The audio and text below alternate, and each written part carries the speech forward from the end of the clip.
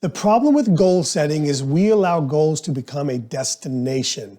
And never anywhere in life do we want to reach a destination. We want to go past that destination, especially in our business life. So focus on the action plan and the systems that help you achieve a goal, and focus not on the end number, but focus your energy and attention on the process. Enjoy the process. And the goal is just a byproduct of focusing on the process. We've been misled to believe that dentistry, more specifically the dental business, has to be complicated. Dentistry can be simple, and dentistry should be simple. Have you thought about goal setting and always get frustrated with how you make goals each year, and then maybe you do achieve them, maybe you don't achieve them, or maybe you set goals and you do achieve them, like maybe I didn't set enough goals, or you kind of just flounder with doing it? This week, in this week's episode, we're going to talk about goal setting, and I'm going to go into more detail about how I do goal setting and how I work with some of my team members on goal setting. Hey, I'm Dr. Tarun Agarwal with the Dentistry Made Simple podcast. I'm so excited that you're joining us this week for another episode. And if you've been part of our family, I want to thank you and say I love you. And if you're new to our family, this is the first or second time you listen, thank you so much. But there's a cost of admission for those of you that are new here. You need to go on to Apple Podcasts and leave us a review so that we have more reviews to listen to. But before we get into this week's episode, I'm going to turn it over to my lovely, quite pregnant co-host, Meredith Cooper-Jones, and she's going to talk to you about 3D dentists. Hi, everyone. Welcome back. We have, if you're not already a part of 3D Dentists, we have 4 ways you can become a part of our family. The first is all of our free resources. If you go to our website and go to resources, we have this Dentistry Made Simple podcast that you've already found, the new Millennial Dentist Revamped for 2023 podcast by Dr. Sullivan, and we also have free ebooks and resources you can download on the website. We also have in-person training and online training for clinical courses and training, and we also have live patient training. This is where we provide live patients for you at our nonprofit office in Raleigh, North Carolina. We also have our favorite, which would be the coaching programs like our 3D Dentist Mastermind, where we start out with 6 months coaching to help you get clearer on what you want for your practice and coach you to be the leader you want to be for your team. So that's kind of talks about our topic for this week is why we kind of talked about this or brought this up was something I think you're good at is helping coaching other people, but mostly your team. But I can't coach myself. Right. I suck in my own life. No, you're actually really good at this. Setting goals. I'm sucking in my own life. And since I thought it was close to the beginning of the year, new year, new me, we could talk about... New year, extra person out of you. Yeah, literally new me. You're literally going to pop one out. We could talk about setting goals for first yourself and then your team. You could even use this for family, your kids. I'm sure your wife or husband probably won't like it very much, but you can try. It doesn't have to be a wife or husband. It can be a girlfriend or a boyfriend. Yeah. Well, let's get into today's episode of maybe let's touch on some of the challenges people have. I think that is one of the hardest things is people will say, yeah, I set a goal. Yeah. But there's challenges that come with that. And a lot of times it's just, I want more. Yeah. So before we get into the challenges, I want to kind of make a public service announcement. Yeah. Is I think one of the biggest hurdles we face with goal setting and goal achievement is that we don't start a goal achievement or setting process till January. Yeah. And we want our new result for 2023. And by the time we get it all put together and get things in motion, a quarter's already done. Yeah. It's never too late, but a quarter's almost done. And then so we're starting behind the 8 ball. That's why I'm a big believer in doing my 2023 or next year goal setting and planning. I'm real big on doing that in September, October of the previous year. Yeah. So that way I know what I've got to work on for the next few months so I can hit the ground running on 2023 in this case. And look, I say all of this and I made the same mistake. I'm just starting my marketing plan for 2023 and I'm literally just starting by writing it all out now. And that means by the time I actually get it going, it's going to be middle of February and that's going to be a month and a half late in the game. That you missed out. That I missed out on. Yeah. So like, we said the first challenge is people just, they don't really set a number. They just say, I want to do more. Yeah. More, it's like, what's that saying? It's never enough. Perfection is the enemy of good enough, Yes. right? Or good enough is, the enemy of perfection, or whatever the American saying is. Yeah. The problem with more is, there's no end to it. I have a lot of people that we coach, and I'm like, what are your goals? Well, I just want to make more money. I'm like, oh, no problem. I'll help you make a penny more. Yeah, I want to do more sleep appliances. Yeah, I want to do more of what, right? And so the other challenge overall with goal, I'm not a big goal setting guy because oftentimes if you set a goal that I want to do $1 million, what are you going to do? $1,001,000. Not even $1,001,000. You're going to do $1 million, and you're like, hey, I hit it, I stopped. Yeah. Right? And so I'm not big into the goal setting, and more kind of fits into this. I'm really big into the process, what the system that helps achieve the goal, because then the goal stops becoming a destination. Yeah. And I think this is where people make big mistakes when it comes to the concept of more. We got to start getting beyond more and start being, as we'll talk about a little bit later, we started getting very specific with what that looks like. Yeah, so once you've set a number, and the way to do that, we can talk about that as kind of past years, but for an example, I worked in the practice, and T-Bone would always have us set a goal with each team member, and you would sit us down and say, where do you see yourself? And then you would help us. I think you would try to have us guess it, and then you would say, well, and then you would kind of work backwards to help set that number. Yeah, so figure as you mentioned, figuring out a number. The first place you start with is historical data. Yeah. Okay. Where I get very concerned about people, especially if they've been in practice 10, 12 years, even been in practice 1 year, that's your growth curve is really high. But somebody that comes to us and they've been in practice 5, 10 years, and they're like, yeah, I really want to do 35% more. I'm like, I'm not saying it's not possible, but historically, that's a big increase, unless you're suddenly, adding a new office or adding like 10 team members, or you're dumping money into marketing, and that's why I really want a number, okay? And I always like to look at historical number. And for me personally, kind of when I look at historical numbers, for me, the baseline growth level is 10 to 12%, because what I know from this past year, inflation was 6 to 8%. Right. So if you're not growing 6 to 8%, you've gone backwards. So I always look at 10 to 12% as my number of baseline growth, and then really depending on what I'm trying to focus on, where I'm putting money, where I'm not putting money, kind of where I'm putting resources, then I'll start upping that goal from there. So for example, I'm making this number up. Let's say it's pretty close to true. Let's say in 2022, I did 220 implants. At a minimum, I would look at for 2023, I want to do 10% more. Right. But I also know in my particular case, we're making a big push towards full arch implants. So my goal for this year is going to be closer to 300 to 325 implants, which is a 30 to 35% increase over the previous year. But it's also I've worked within backwards. Another service. But I've already worked backwards to know that I'm doing the right things to get there, which will kind of lead us into the action plan a little bit later. Yeah.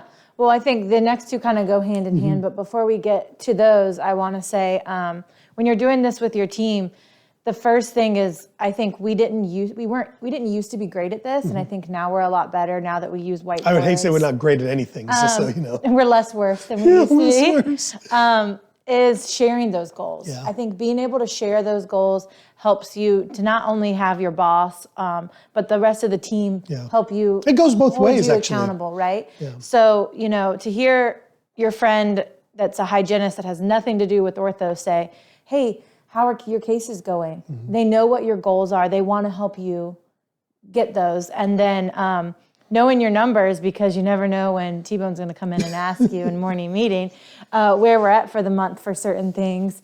And then I wanted to say the whiteboards that we have in your office, if anyone knows you, they know that pretty much your walls are covered in whiteboards. And that was always a good place for everyone to kind of list out their goals. And something that I loved that we saw in a friend's office, the Fraunfelters, is they had also had each team member list out a personal goal, which I thought was really cool, because I think that kind of brings people together within the office as well. So the accountabilities and reminders kind of go hand in hand, and having the team in more monthly meetings, morning meetings, just kind of catching up and saying, where are we at, and being able to know where you're at working towards your goals. Because if you wait till the end of the quarter, it's too late. Yeah, I want to make a comment on the whole sharing your goals. This wasn't something I did early in my career. Early in my career, I held things in because I was afraid to put myself out there and feel like a failure. Yeah. And the truth is the more afraid I was and the more I kept things in, the more I failed at reaching my goals. And it wasn't until I started sharing and putting these out and being audacious and bold with things and getting other people to be a part of that, it wasn't until I did that I really started seeing myself consistently hitting it out of the park. Yeah. And so to me, it is critically important to have a support group. And the truth is we all have a support group. Unfortunately, most of them, you pay them to be your support group, but nonetheless, they're your support group. And they are the ones, even more importantly, those people, those team members are the ones that are gonna be directly involved in whether or not you hit your goal or not. So I'm a big believer in sharing your goals. I'm a big believer in writing your goals down on a whiteboard so that everybody can see it. And I think we should rename whiteboards to scoreboard. Yeah. Because everybody knows that if you go to any type of sporting event, you've got to have a scoreboard or you have no earthly idea what the hell's going on the field. And dentistry or any small business is no different. If you don't have a scoreboard, you have no earthly idea what's happening. Yeah, I think that's one of the main challenges is people are afraid to fail. So they don't dream as big. And so when I came over to set goals, when I worked in the practice, I came over to your house one night and we all sat down and kind of planned out because this was a new position. So this wasn't something we had a set number for or we knew exactly. Well, we had some historical data because we were doing some aligners. In the case. But we wanted to give it context, we wanted to make aligners a more important part of our practice. So just like when Liz took over sleep and it became, just her sole focus, you made it safe to fail. You said, if this doesn't work out, you will still have a job. You can go back to whatever I don't know what you were doing. No, just kidding. But you can go back to whatever you were doing. But I think that kind of goes with the benefits of goal setting with people is making them feel safe to fail, motivating them for the growth that is within. A lot of people leave jobs because I would say associate dentists more so than team members, but both leave jobs that they don't feel they have any growth. Or they don't feel like they're involved or that the owner isn't kind of in their corner. Yeah. I mean, I had worked at the office for 3 or 4 years when I started becoming the aligner champion. And I was never big on I need a title or I need a role. I kind of just did everything in the office. So I never even put it online that I worked at the office. You were a jack of all trades, a master of none. So it was never on my LinkedIn or it was never on my Facebook. And then once I put it on there. And how many friends did I have come in that did aligners, family, people once they knew. Shame on you for taking so long. That's what I did, that they could benefit from it as well. So I think it's motivating and it engages the team to feel like they're a part of something. And I think for doctors and associates, it gives them something to feel like they can own their operatory. Yeah, kind of to button this up is kind of like just sharing your things is engaging with your team members, helping understand where they want to get to. And for most team members, there's a financial goal they want to make. They're not, most team members aren't making dentist money. Right. And so they're trying to survive and do a little bit better and creating a goal and to help them understand how they can earn more, not just get more, but earn more. Right. Keyword there, earn it, right? Yeah. But there's a level of engagement and a level of trust and it's just when you work together and you have a good two-way conversation on these things, you really create and start keeping people for a long period of time, and you start getting an idea of which team members are in it to win it and which team members are there to win. Yeah. Well, I think the hardest part after setting all these goals and getting all that is the action plan. Yeah. So really quickly, we can go through what a SMART goal is and the SMART action plan. We kind of break it down by the letters. So, again, what I want to say, I apologize to interrupt, is the exercise that is important isn't the act of setting a goal. Yes. Okay, the exercise that is important is the act of reverse engineering the action plan or the system to achieve that goal. The problem with goal setting is we allow goals to become a destination. And never anywhere in life do we want to reach a destination. We want to go past that destination, especially in our business life. So focus on the action plan and the systems that help you achieve a goal, and focus not on the end number, but focus your energy and attention on the process. Enjoy the process. And the goal is just a byproduct of focusing on the process. Yeah. So a SMART goal. Okay. Walk us through the SMART goal, Meredith. SMART goal is setting a specific goal. Yeah. So a specific goal would be, hey, last year I did 20 implants. This year I want to do 30 implants. And that is a measurable goal. Yeah. So that's the M. So the measurable will be, number. I would look at measurable, not just the specific goal would be the 20 to 30. Yeah. The measurable would be, hey, if I want to do 30, that means I got to be doing, 3 a month. Right. And maybe the first 2 or 3 months, I will do what I did last year. But then after that, I want to start see myself doing 1 more per month. And that's going to get me from 20 to 30. The more measurable part of that is, as I've talked about many times on the podcast, is how many people am I talking to? Mm-hmm. Am I identifying how many people are missing teeth? Am I doing CT scans and showing them the implant plan? Am I putting together a financial menu for them? And that to me is the measurable part of it, the steps that it takes to get a patient to say yes, not the end result, the lagging number of how many implants that I did, but how many people did I talk to about dental implants. Yeah, so the first is an S is specific, the M is measurable, the A is attainable. Yeah, so back to this, again, 20 to 30 is a pretty big jump, but it's not a big jump if you can reverse engineer how you got to do it. But we also have to make sure that we're being reasonable about what is actually attainable. That comes next. So, go ahead. Well, and then R is relevant. Relevant. And so we want to make sure it fits into our life. Like literally I had, who was it the other day that came to me and said, what do you think about doing X, Y, and Z? I'm like, that does nothing for my long-term plan, but it'll make you money. I'm like, great. But it does nothing for my long-term plan. There is no enjoyment in any part of that. And God willing, I don't need to work for money like that. Yeah, I like money and need money, but I don't want to make money in that way. Right. So relevant is it part of my mission of what I'm trying to do? Well, it's also hard to bring in a service in the office that only one team member can do that you're not into. We've done this before. Like and then I'm left dealing with it. Things like that. And then once that team member is not there, or they stay at home with a baby, then you have to find somebody else who loves it, and that's harder than we've anticipated in the past. Are you staying home after your baby? I was just making sure. No. I was going to tell you guys last night, we had a group text, and they were saying, we miss you.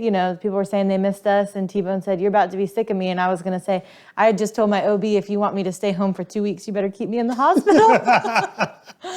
All right, so the last of our SMART goal, which is a specific, measurable, attainable, relevant, and time-bound goal. Yeah, so the time is like, hey, where the marks I need to hit. The number one, let's back up. I think breaking it up is number one, it's, hey, I need to be there. I need to be at this goal by this time point. Right. It doesn't always have to be December 31st. The full year. Because then you wait, and in October, you're like, oh no, and you try to cram it all in. In fact, I try to break it down into micro segments, into a monthly goal, or into a weekly goal, or into a quarterly goal. Because if you hit your quarterly goals, guess what you're going to hit? You're going to hit your yearly goal. Right. But if you're only looking at a yearly goal, you're probably going to surpass it if you start in the beginning of the year. If you only look at your yearly goal, you're likely going to be disappointed at the end.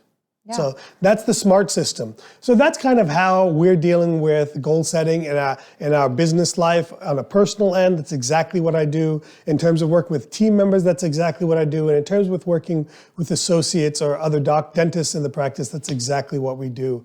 I think this is a timely message, given that it's the first of the year. Hopefully we've given you some insight and some thought into how you can look at your goal setting. And if nothing else, I hope one thing you take away is that when it comes to September, October of this year, 2023, you come back and listen to this episode so that you can start setting your goals for 2024 and start hitting the ground running January 1st, 2024. Thank you for tuning in to this week's episode of the Dentistry Made Simple podcast. I'm your host, Dr. Tarun Agrawal, and of course, I'm always joined by the hopefully not going to be pregnant any much longer after March something, Meredith Cooper Jones. See you guys next week.